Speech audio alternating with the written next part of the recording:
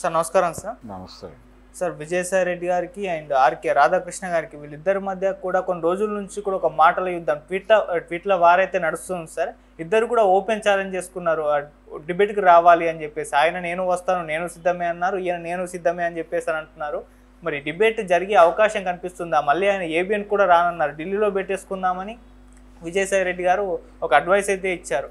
మళ్ళీ వీళ్ళ మధ్య డిబేట్ జరిగే అవకాశం ఉందా? ఏ అంశాల మీద ప్రధానంగా వీళ్ళు డిబేట్ చేస్తారు? మీరు దీని గురించి ఏం చెప్తారు సార్? అంటే కేంద్ర ప్రభుత్వ నిఘా సంస్థలకి మనం అప్లికేషన్లు పెట్టుకుందాం అన్నాడు ఆయన. దరఖాస్తు చేసుకుందాం. దరఖాస్తు దేనికోసం? నా సంపాదనకి సంబంధించి, నా ఎదుగుదలకి సంబంధించి ఏవైనా అక్రమాలు జరిగాయా నా ఈ ప్రయాణంలో అనేది దర్యాప్తు చేసి నేరాలని ఒకవేళ నేను నేరాలు చేశానని ప్రూవ్ అయితే నన్ను కస్టడీలోకి తీసుకోండి, నా ఆస్తులు జప్తు చేయండి అని స్వచ్ఛందంగా ఇద్దరం వెళ్ళి దర్యాప్తు సంస్థలకి మొరపెట్టుకుని దర్యాప్తు చేయించుకుందాం. అంటే అనారోగ్యం వచ్చినప్పుడు ఏదన్నా హెల్త్ బాగోకపోతే బాడీ చెకప్కి వెళ్ళినట్టు అలా మనం ఇద్దరం కలిసి వెళ్ళి చెకప్ చేయించుకుని వద్దాం అనే పరిస్థితుల్లో మాట అన్నాడు ఆయన విజయసాయి రెడ్డి. అయితే వీళ్ళిద్దరి మధ్య గత కొద్ది రోజులుగా నడుస్తున్నటువంటి ట్వీట్ల వారిలో ఒకరినొకరు అవినీతి పరుడుగా ప్రూవ్ చేయడానికి కష్టపడుతున్నారు. ఆ కష్టపడే క్రమంలో ఒకరిని ఒకరు ఓపెన్ చేసే ప్రయత్నాల్లో ఉన్నారు. చాలా యాక్యురసీతో, చాలా ఉత్సాహంతో ఉన్నారు. ఇది ఒక అడుగు, అంటే ఆయన ఒక అడుగు ముందుకేస్తే ఈయన 2 అడుగులు ముందుకేస్తున్నారు. ఒక అడుగును ముందుకేస్తే 2 అడుగులేని 4 అడుగులు కూడా వేస్తాను అని ఇద్దరూ బిహేవ్ చేస్తున్నారు. ఆడిటర్గా జీవితం ప్రారంభించి నువ్వు ఒక ముఖ్యమంత్రి దగ్గర, అంటే జగన్మోహన్ రెడ్డి ఈ మధ్య నాకు కలవటం లేదు రెగ్యులర్గా, నన్ను ఎందుకో కొంచెం అవాయిడ్ చేస్తున్నట్టు అనిపిస్తోంది అని నువ్వు చాలామంది దగ్గర వాపోయావు, ఆ విషయం నాకు తెలుసు అంటున్నాడు ఈయన. అలాగే నేను పత్రిక ప్రారంభించే విషయం ముఖ్యమంత్రికి తెలియదు, చంద్రబాబు నాయుడు ముఖ్యమంత్రి అప్పుడు ఆయనకు తెలియదు. నేను పత్రిక అంతా పూర్తి చేసుకున్న తర్వాత మాత్రమే వైఎస్ రాజశేఖర రెడ్డికి, ఆ తర్వాత చంద్రబాబుకి చెప్పాను అని వీరు చెప్తున్నారు, రాధాకృష్ణ గారు. రెండోది, నాకు మీలాగా అవినీతి చేసే ఇది ఉంటే ఒకేసారి 23 ఎడిషన్లు ప్రారంభించేవాడిని కదా అని కూడా చెప్తున్నాడు. అది వాస్తవమే. అంటే సాక్షి ఎలా ఏర్పాటైంది, ఎంత బిగ్ స్కేల్లో లాంచ్ అయింది అనేది, అంటే అధికారం ఉంది. అప్పుడు వైఎస్ రాజశేఖర రెడ్డి గారి చేతిలో అధికారం ఉంది. అది కాంగ్రెస్ పార్టీ కోసం, కాంగ్రెస్ పార్టీకి అంకితమై పనిచేసే పేపర్లాగా ప్రొజెక్ట్ చేసి దాన్ని డిజైన్ చేశారు. అయితే అది ఫైనల్గా జగన్మోహన్ రెడ్డి గారి కుటుంబ ఆస్తిగా మారిపోయింది. అయితే ఈ దశలో చాలామంది దానిలో ఉత్సాహంగా పెట్టుబడులు పెట్టే ప్రయత్నము చేశారు. అంటే అప్పటికి కాంగ్రెస్లో ఒక అసహనం ఉండేది. అదేంటంటే మనకి ప్రాపర్ మీడియా లేదు. ఈనాడు అనేది చాలా బలంగా తెలుగుదేశం పార్టీ వైపు నిలబడటం, తెలుగుదేశం పార్టీకి మీడియా సపోర్ట్ ఉండటం వలన మనం దాన్ని ఎదుర్కోలేకపోతున్నాం అనేటువంటి ఒక అసహనం ఉంది. అంటే ఎన్టీఆర్ 2 సార్లు అధికారంలోకి రావటం, చంద్రబాబు వరుసగా 2 సార్లు, అంటే ఎన్టీఆర్ 3వసారి వచ్చిన తర్వాత ఆ 3వసారి అధికారంలోకి వచ్చిన దానిలో సగం నుంచి మొదలుపెట్టి ఆ తర్వాత జరిగినటువంటి 99 ఎన్నికల్లో మళ్ళీ చంద్రబాబు గెలవటం, దీంతో కాంగ్రెస్ పార్టీలో ఒక అసహనం మొదలైంది. నిజానికి 2004లో కూడా ఓడిపోయి ఉంటే ఇంకా దారుణమైన పరిస్థితి ఎదుర్కొని ఉండేది. ఇటువంటి కండిషన్లో వాళ్ళకి మీడియా సపోర్ట్ బలంగా ఉండటం వలన రిపీటెడ్గా వాళ్ళు గెలుస్తున్నారు, ఇన్ఫ్లుయెన్స్ చేయగలుగుతున్నారు ప్రపంచాన్ని అని కాంగ్రెస్ పార్టీ బలంగా నమ్మింది. అంటే లోకల్ కాంగ్రెస్ పార్టీ నాయకులు నమ్మారు, అధిష్టానాన్ని నమ్మించారు. ఒక మీడియా వ్యవస్థను ఏర్పాటు చేయాల్సిన అవసరం ఉంది అని చెప్పి వీళ్ళు మొరపెట్టుకున్నారు కేంద్ర నాయకత్వానికి, సోనియా గాంధీ గారికి. ఆవిడ పెద్ద సీరియస్గా పట్టించుకోలేదు. ఇప్పుడు ఆ స్థాయిలో, అంటే ఈనాడు ప్రారంభమైంది చాలా చిన్న స్థాయిలో ప్రారంభమై అది ఎదిగింది. ఇప్పుడు ఈ స్థాయిలో ఉన్నటువంటి ఈనాడు లాంటి పేపర్ పెట్టడం అనేది కొంచెం రిస్క్తో కూడుకున్న వ్యవహారం అని భావించింది ఆవిడ.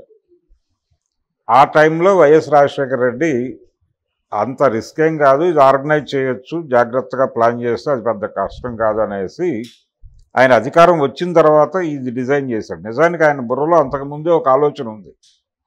అదేంటంటే ఆయన గెలిచినటువంటి 2004 ఎన్నికల్లో ఆయన ఒకవేళ ఆయనకి ముఖ్యమంత్రి పదవి ఇవ్వకపోతే ముగ్గురు పేర్లు వినిపించినాయి అప్పుడు. ఆ ముగ్గురులో ఎవరికైనా ఇచ్చి తనకి ఇవ్వకపోతే అప్పుడు కాంగ్రెస్ పార్టీ నుంచి బయటకు వచ్చి ఒక ప్రాంతీయ పార్టీ ఫ్లోట్ చేసి అక్కడి నుంచి తన రాజకీయ ప్రస్థానాన్ని ముందుకు తీసుకెళ్ళాలి, దాన్ని ప్రమోట్ చేయడం కోసం ఒక పేపరు ఛానల్ ఆర్గనైజ్ చేయాలని కూడా ఆయన బుర్రలో ఉంది. అయితే లక్కీగా ఆయనకి అధికారం వచ్చింది. ఆయన్నే ముఖ్యమంత్రిగా సీల్డ్ కవర్లో పంపించారు అక్కడి నుంచి. సో తన బుర్రలో ఆల్రెడీ ఉన్నటువంటి డిజైను, పార్టీలో చాలామందిలో ఉన్న అభిప్రాయాన్ని కలిసి ఛానలైజ్ చేసి ఆయన సాక్షి అనేటువంటి ఒక వ్యవస్థని నిర్మించాడు. ఈ నిర్మించటం, ఈ డిజైనింగు, తర్వాత దానిలోకి వచ్చిన పెట్టుబడులు ఎలా వచ్చినాయి అనేది అందరికీ తెలుసు. దాదాపు ఇదే ఇంకొక స్కేల్లో ఆంధ్రజ్యోతి దగ్గర కూడా జరిగింది. ఇద్దరు రెండు వైపులా జరిగింది అవినీతే చాలా స్పష్టంగా. ఇక్కడ ఒకరు కష్టపడి ఇటుక పేర్చుకోవటం, ఇంకొకరు గాల్లో నుంచి డబ్బులు పుట్టించడం అనేది జరగల. రెండు వైపులా ఏదో ఒక స్కేల్లో ఏదో ఒక అవినీతి జరిగింది. ఈ అవినీతి అంటే అవినీతి అని అంటున్నారు కానీ నిజానికి ఇది అవినీతి కింద కూడా రాదు. ఒక రకమైనటువంటి లైజానింగ్ జరిగింది. అంటే నీకు ఒక కాంట్రాక్టు లేకపోతే మరొక ప్రయోజనము ప్రభుత్వం నుంచి కల్పించినందుకు గాను, నిన్ను అక్కడ ఫెసిలిటేట్ చేసినందుకు గాను నువ్వు చెల్లించినటువంటి లైజానింగ్ ఫీజు ఇక్కడ షేర్లు కొనటమో లేకపోతే పెట్టుబడి పెట్టడమో జరిగింది. సో దీన్ని అవినీతి అని వాళ్ళు అనుకోవట్లేదు, వీళ్ళు అనుకోవట్లేదు. కాకపోతే అవతల వాళ్ళు యువతల వాళ్ళ మీద ఆరోపణలు చేసినప్పుడు అవతలవాడు చేసింది అవినీతిగాను, తాను చేసింది నీతిగాను అనిపిస్తుంది. అలా అనిపించడం వలన ఇద్దరు రోడ్డు మీదకి వచ్చేసి ఆయన గొడ్డలు ఈయన ఇప్పుతున్నాడు, ఈయన గొడ్డలు ఆయన ఇప్పుతున్నాడు. ఇలా పరస్పరం ఈ డిస్కషను ఢిల్లీ లెవెల్లో పెట్టుకుందాం అంటే ఈయనేమో రమ్మంటున్నాడు డిబేట్కి, తన ఛానల్కి. డిబేట్కి వచ్చిన తర్వాత ఆ లైవ్ కావాలంటే మీరు సాక్షిలో కూడా ఇచ్చుకోండి, నేను పర్మిట్ చేస్తాను అంటున్నాడు. ఈయన ఆఫర్ ఇచ్చాడు. అలా కాదు, నీ ఛానల్కి నేను రావడం ఏంటి, మన ఇద్దరం కలిసి బహిరంగంగా ఇంకెక్కడైనా డిబేట్ పెట్టి దాన్ని ప్రపంచంలో ప్రతి ప్రసార మాధ్యమం లైవ్ ఇచ్చేలాగా చేద్దాం అనేది ఆయన చెప్తున్న మాట. ఇదేది జరగదు. కాకపోతే ఈ ట్వీట్ల యుద్ధం నడుస్తుంది. ఎవరి మద్దతుదారులు వాళ్ళకి పోగుపడ్డారు, ఎవరి మద్దతుదారులు వాళ్ళకు అనుకూలంగా ఆల్రెడీ వ్యాఖ్యానాలు మొదలుపెట్టేశారు. ఇక్కడ ఎవరు సచ్చీలురు లేరు. ఇద్దరూ కూడా వారి వారి ప్రయాణంలో వాళ్ళ పద్ధతిలో వాళ్ళు డిజైన్ చేసుకుని ఎదిగారు. అంటే విజయసాయిరెడ్డి కంటే కూడా కంపారిటివ్గా విజయసాయిరెడ్డిని సపోర్ట్ చేస్తున్నటువంటి పార్టీ, ఆ పార్టీకి మద్దతుగా నిలబడినటువంటి మీడియా సంస్థలు అవి డిజైన్ చేసినట్లుగా ఆంధ్రజ్యోతి డిజైన్ కాల, అది వాస్తవం. అంటే ఇక్కడ ఈయన కష్టము, ఈయన కృషి ఉంది. అయితే పరిస్థితులు అలా అనుకూలంగా వచ్చేలాగా ఆర్గనైజ్ చేసుకోగలిగాడు, పెరిగాడు. అలాగే ఇంకొక మాట మాట్లాడుతున్నాడు ఆయన రిపీటెడ్గా ఈ మధ్య ఈ డిస్కషన్లో. గత ప్రభుత్వాలు రెండు, అంటే ఇక్కడ కేసీఆర్ అక్కడ జగన్ ఉన్నప్పుడు చాలా సఫర్ అయ్యాం మేము, ఆర్థికంగా చాలా ఇబ్బంది పెట్టారు. ఒక దశలో జగన్మోహన్ రెడ్డి నాకు ఒక ఆఫర్ ఇచ్చాడు, ఎంత కావాలి అని అడిగినప్పుడు నేను మీరు ప్రజాస్వామికంగా పరిపాలించండి చాలు అన్నాను తప్ప నేను అడగలేదు. అడుగుంటే కనుక నాకు అది వచ్చేసేది, అది పెద్ద ఇష్యూ కాదు, నీకంటే చాలా పెద్దవాడిని అయ్యేవాడిని నేను, కానీ నేను అలా అంగీకరించలేదు, నేను విలువలకు కట్టుబడి ఉన్నాను అని చెప్తున్నాడు. అయితే ఇబ్బంది పడిన మాట వాస్తవమే. అయితే జ్యోతి ఒక డిజైన్లో వెళ్ళింది. అప్పుడు ఆ డిజైన్ ఏంటంటే కేంద్రంలో భారతీయ జనతా పార్టీ అధికారంలో ఉండటం అనేది ఒక రకంగా కలిసి వచ్చినటువంటి అంశం. ఓకే. కనిపించకుండా ఒక ఆశీర్వాదం నడిచింది. వీళ్ళు కొంత ఆ దిశగా తమని తాము రూపొందించుకున్నారు. ఆ రక్షణ గొడుగు తన మీదకి ప్రసరించేలాగా ఆయన చూసుకోగలిగాడు.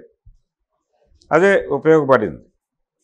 అలా తను నిజంగా ఇబ్బంది పడిన మాట వాస్తవమే, కానీ ఆ ఇబ్బంది నుంచి బయటపడటానికి ఆయన మార్గం ఆయనకుంది. అలా ఇబ్బంది పడటం వల్ల దాని ప్రయోజనం తర్వాత పొందొచ్చు అని కూడా అనుకున్నాడు. అది జరుగుతోంది ఎలాగో. ఇలా ప్రతి సందర్భంలోనూ తను ఎలా బయటపడాలి, దీని నుంచి ఎలా మనం రెట్టించిన ఉత్సాహంతో ముందుకెళ్ళాలి అనేది ఆయనకు ఒక ప్రోగ్రాం ఉంది. ఆ ప్రోగ్రాం ఏ వ్యాపారస్తుడికైనా ఉంటుంది. ఇది మీడియా యుద్ధంగా చూడక్కర్లేదు. ఇది ఖచ్చితంగా రెండు వ్యాపార సామ్రాజ్యాల తాలూకా యుద్ధం అంతే. ఆ యుద్ధంలో భాగంగా నువ్వు ఇంత అవినీతి చేసావంటే నువ్వు ఇంత అవినీతి చేసావని మాడుకున్నారు. ఇద్దరు చేసింది ఒక రకంగా తప్పే. కాకపోతే దీన్ని సమర్థించుకోవటానికి లైజానింగ్ కిందకి తీసుకురావచ్చు. అప్పుడు వీరు చేసినవి తప్పులు కాదు, వారు చేసినవి తప్పులు కాదు. ఎవరూ తప్పులు చేయలే. ఎవరి పద్ధతిలో వాళ్ళకు ఉన్నటువంటి శక్తి సామర్థ్యాలను ఉపయోగించుకుని ఈ రకమైనటువంటి సామ్రాజ్యాలు నిర్మించుకోగలిగారు. అంటే మార్కెట్ ఎకానమీ లక్షణమే అది. మార్కెట్ ఎకానమీ లక్షణం ఏమిటంటే పరుగు పందెం వ్యవస్థ మంది.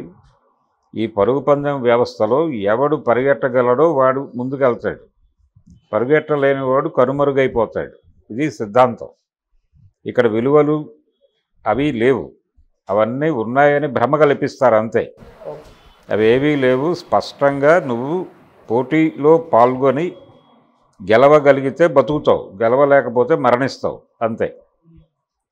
యాజ్ సింపుల్ యాజ్ దట్ అంతే. అదే సిద్ధాంతం మీద నడుస్తోంది. అప్పుడప్పుడు అవతల వాడిని విమర్శించాలనుకున్నప్పుడు విలువలు అనేది పట్టుకొచ్చి మాట్లాడతారు. వీరి మీద వారు విలువల అస్త్రం ప్రయోగిస్తే వీరు కూడా వారి మీద విలువల అస్త్రమే ప్రయోగించి వలువలు ఊడ్చుకుని రోడ్డు మీద నిలబడి మాట్లాడుకుంటున్నారు. అది జరుగుతున్న వ్యవహారం. ఇది చూస్తే నిజంగా హాస్యాస్పదమైనటువంటి గొడవగానే కనిపిస్తుంది. కాకపోతే ఇది వీళ్ళిద్దరూ కలిసి కూర్చుని మాట్లాడుకుంటారని నేనైతే అనుకోవడం లేదు. చాలా స్పష్టంగా ఇది ఇంకొక వారం రోజులు కొనసాగుతుంది. ఆ తర్వాత ఎవరి గోల్లో వాళ్ళు పడిపోతారు. నిజానికి ఆయన ఒక ఛానల్ పెడతానన్నాడు ఆ మధ్య, విజయసాయి రెడ్డి గారు. వారించారు నన్ను, గతంలో ఇంతకు ముందే పెట్టుండేవాడిని, అప్పుడు వారించారు, ఇప్పుడు ఎవరు వారించినా వినను నేను పెట్టేస్తానన్నాడు ఆ మధ్య. ఆయన మీద ఒక సెక్స్ స్కాండల్ వచ్చిన రోజున. ఆ తర్వాత మరి ఎందుకనో ఆయన వారించినట్టున్నారు. మళ్ళీ ఆ ప్రస్తావన ఎక్కడ చేయట్లేదు ఆయన. కాకపోతే ఆ టైంలో కొంత సన్నాహాలు జరిపేటువంటి ప్రయత్నం అయితే చేశాడు. ఫైనల్గా అది ఆగింది. ప్రస్తుతం తన రాజకీయంగా తన ఉనికి చాటుకోవడానికి ఆయన కష్టాలు ఆయన పడుతున్నాడు.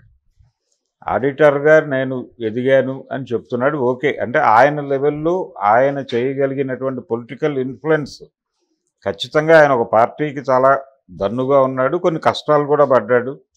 12 నెలలు జైల్లో ఉన్నాడు. ఆ టైంలో ఆయన మీద కొంత బురద జల్లే ప్రయత్నం వీళ్ళు చేశారు. బురద కాదు, వాస్తవంగా ఉన్నవే రాసే ప్రయత్నం చేశారు. వీళ్ళ మీద వాళ్ళు రాశారు. ఇది టోటల్గా ఒక లిబరలైజ్డ్ ఎకానమీలో రెండు వ్యాపార సామ్రాజ్యాలు ఎలా ఏర్పడతాయి, దీనికి సంబంధించి జాగ్రత్తగా చదువుకుంటూ ఉంటే ఈ వివాదం అంతా, ఇది కూడా ఒక ఐ ఓపెనరే ప్రపంచానికి. కాబట్టి దీన్ని జాగ్రత్తగా స్టడీ చేస్తే ఈ సమాజంలో ఎలా ఎదగాలో మనకు అర్థమవుతుంది. దానికి దీన్ని ఒక కోర్సుగా తీసుకుని అధ్యయనం చేయాల్సిన అవసరం అయితే పిల్లలకు ఉంది. ప్రతిదీ ఇలాంటి కార్పొరేట్ వివాదం ఏదైనా కానీ జాగ్రత్తగా అధ్యయనం చేయదగినటువంటి వ్యవహారమే. ఏదో తిట్టుకుంటున్నారులే మనకెందుకో అనుకోకూడదు. కొంచెం దానిలోకి ప్రవేశించి